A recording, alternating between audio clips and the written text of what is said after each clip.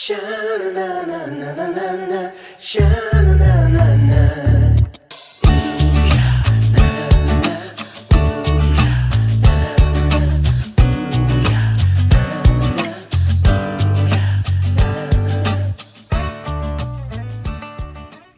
All right. Hello, everybody. This is Laura with Untitled Vintage Typewriters. We're going to do a typewriter tutorial today for the 60s Remington Bel-Air. It's a travel typewriter, and it comes with a hard top. It's a cover, snap cover. So I'm starting it with the top so I can show you how to take it off if you've got one. So you just press these guys up. And I need to set it down to do it, but you just pull. I know that was out of the sight, but you just pull up on those little buttons on the front, and then you just take the cover off, and there's your typewriter. So I could not find any information on this typewriter. There wasn't anything in the typewriter database. Gosh, I just found very little. Keep in mind, I only looked for a few minutes because if I can't find things within the first few minutes, I have to keep moving. So I did not find anything other than there were in the past, some other people had sold these from the 60s. We found a 1962 model. It looked different than this one. So we are going to assume it's from the 60s. It is a Remington Bel-Air, and even though it's kind of rubbed off, we could tell that it said Bel-Air on that. So, and we could not find a serial number. So we're just going to work with that. It is a single color typewriter, not a two color. But let's go ahead. I'm going to start with the back. I'm going to move our way forward, and we're going to kind of take a look at how to use this typewriter. So here's the look. The bottom is black on this particular one, and it may look like that the bottom should come off, but it doesn't. So it's like this typewriter is built into its own case. Hence, it's a good travel typewriter. So on the back here, and it's very simple. There's not a lot to it. Here's your margin stats. And then your carriage release.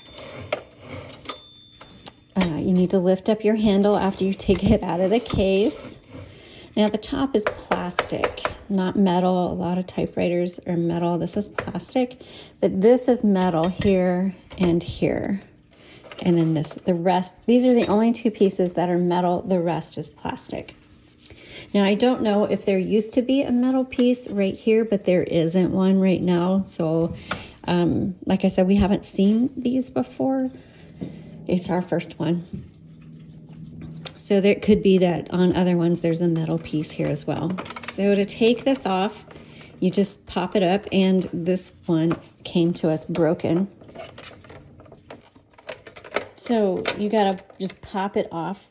And some of the images of the other ones I saw also had breaks in this area, and you can see how thin that plastic is. So be careful taking it out. I would grab it as best as you can from maybe up here where the plastic is a little bit thicker and pull up. And you'll have to pull pretty hard, but I would be careful down here. So here you can see the ribbon. Now this has a specialty spool. So most Remingtons, though, they do not use a universal ribbon. Remingtons are known for having an odd-sized spool. And if you need help, if you've got one and you need some fresh ribbon, just contact us. Our email is hello@untitled.typewriters.com, or you can go to our website and use the contact form.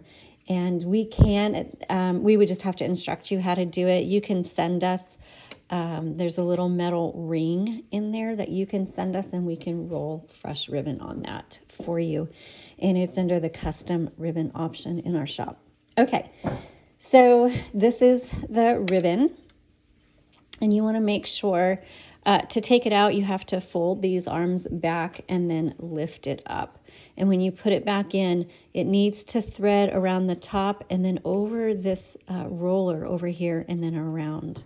Okay, So that is how you thread the ribbon. Here is your ribbon reversal, is right here. So once you get to the end of the spool, it's not the end of the ink in the ribbon, you reverse it. And you just keep using the ribbon going back and forth, okay? So let's go ahead and put this back on. Okay, so that snaps back in. And load a piece of paper. Oh, also, sorry, paper release is here. And that's your carriage release. Here is your line selector. So 0 is it's not going to move. 1, it's going to advance 1 line. And then 2, it's going to do a double line. So let's put this back up on 1. This is not going to be an everyday typewriter. It's just it's a good like extra one to have on hand if you want to. I got to tell you, it threaded through really nice. It's a travel typewriter. But if you live in a small space and you really want to have a typewriter for occasional writing, then this is a good option for you. Okay, so this is a 1960s Remington Bel-Air. And so you can just see the keys here are really small. They're a small square. These are the smallest keys I've encountered on a typewriter. And so it might be a little bit for you to get used to, but it types very well. It feels really good. Here's your backspace. You've got your shift and a shift lock. And then to release the shift lock, you just press the shift again. Here's your regular space. And there's no bells and whistles on this typewriter. Really basic. That's the way all travel typewriters are. You've got a backspace and you've got a margin release. And other than that, you're good to go. So margin release, when you get to the margin, there's your bell. It's going to stop on you, hit that margin release, and now you can keep going. I'm going to, hold on. So I'm going to type a little bit.